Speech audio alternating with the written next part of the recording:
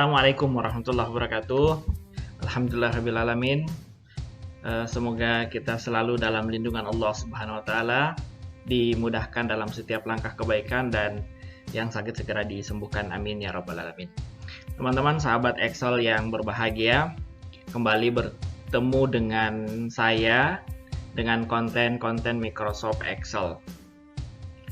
Nah, teman-teman, kali ini kita akan mencoba membuat subtotal ya, dari beberapa jenis akun ya. Sebelumnya saya sudah membuat buku kas harian ya, buku kas umum. Ini sebelumnya sudah saya sampaikan di video saya tentang membuat buku kas harian atau buku kas umum dengan cara otomatis ya.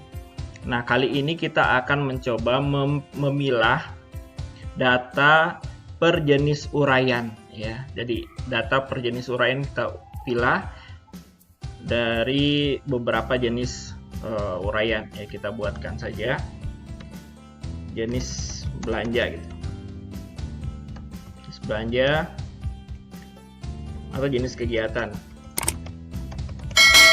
Dari jenis kegiatan. Misalkan dari sini ya, dari buku kas harian, buku kas umum ini adalah pembelian bahan baku bangunan ya.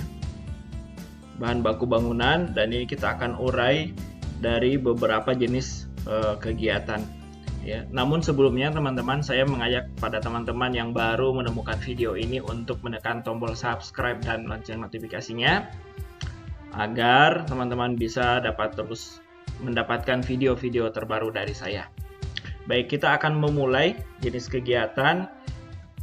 Kita masukkan saja jenis kegiatannya, misalkan persiapan ya. Kemudian pasangan dinding. Itu ya. Kemudian instalasi listrik. Kemudian atap ya. Ini kita buat seperti ini. Kemudian di sini kita akan buat kodenya persiapan PSP gitu kan. PSP.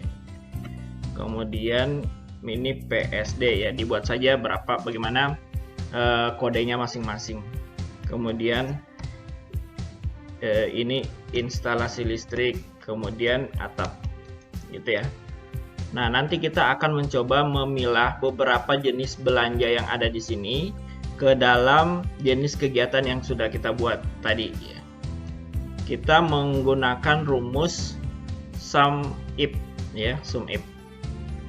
Jadi kita menggunakan rumus sum if. Namun sebelumnya kita akan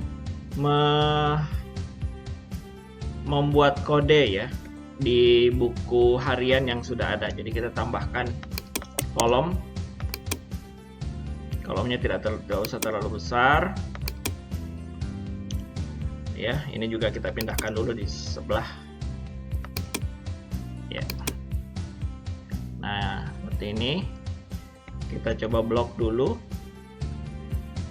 Kita blok, kemudian kita masuk ke data validasi, kemudian data validation, kemudian allow-nya kita buat list, dan source-nya di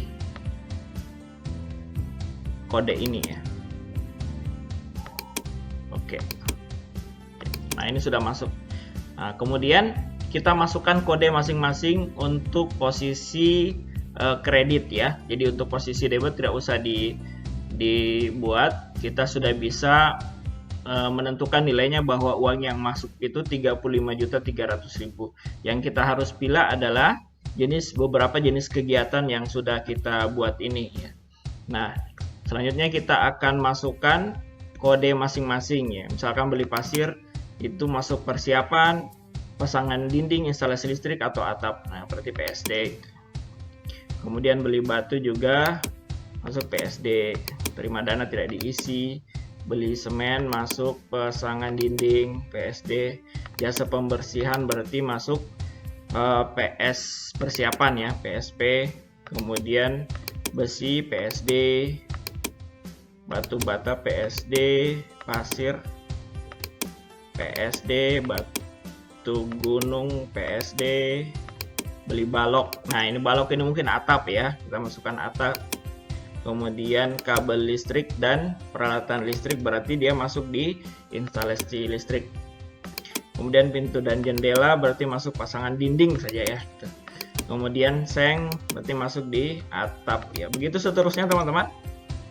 Kemudian ini jasa tukang. Nah, ini harus jasa tukang. Ini apakah kita tambahkan? Kita masukkan saja di pasangan dinding ya. Nah, biaya fotokopi, ini harusnya ada biaya administrasi. Kita tambahkan saja ya di bawah ya.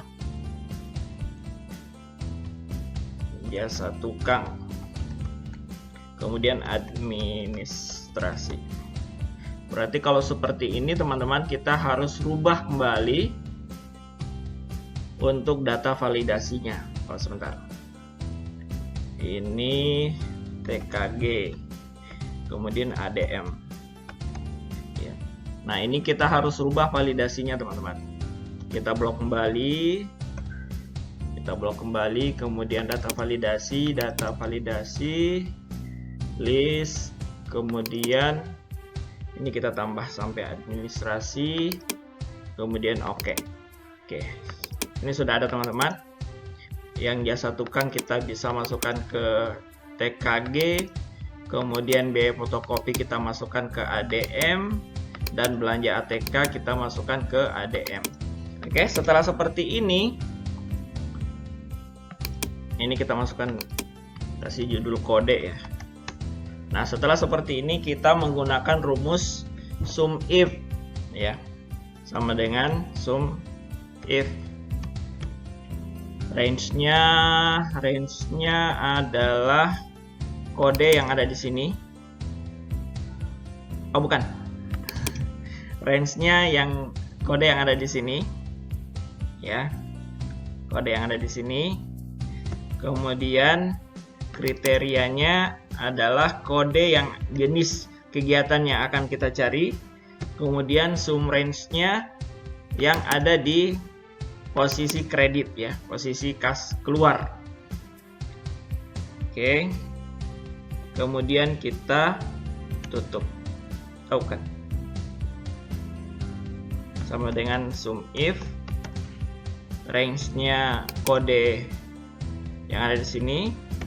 Kemudian kriterianya adalah kode yang akan kita cari. Titik koma, kemudian sum range-nya yang ada di posisi kredit. Tutup. Oke, udah masuk teman-teman. Udah ya.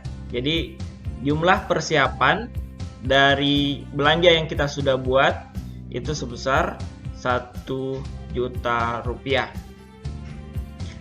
Kemudian angka ini kita akan